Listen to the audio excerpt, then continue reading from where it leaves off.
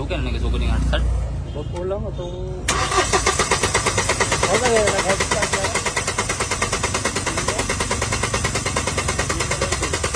Atong Domingo pa. Pero kanang check engine nga, dugay na. Hyundai H100 2020. Ang problema dito, hard starting. So napadaan lang to dito sa atin sa Oroquita.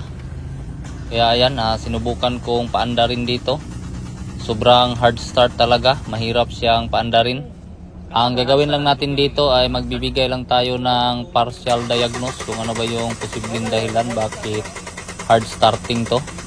Kita naman natin yung starter na parang umuusok talaga para lang mapaandar.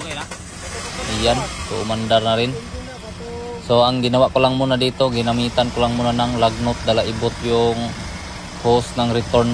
So ayan, kita natin na mahina naman yung tagas-tagas ng return natin.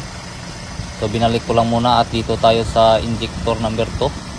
So ayun, sobrang lakas ng ihi nito. So ibig sabihin ay malakas yung backlick ng injector number 2. So kita naman natin yan.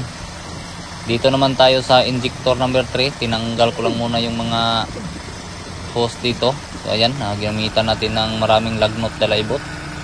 So tingnan natin yung injector number 3 dito. So ayan, so mahina yung tagas-tagas, so okay lang.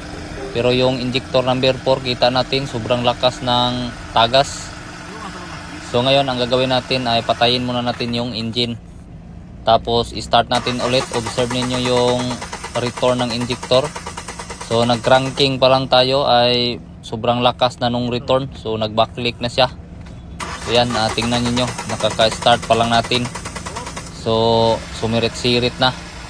Sa mga Tagalog dito ay sana lang maintindihan ninyo yung nakita ninyo kasi Bisaya na yung salita dito. Pasok matski. Karon ang problema, check engine siya hard start. Kanang hard start niya, pagulkod na to hard start.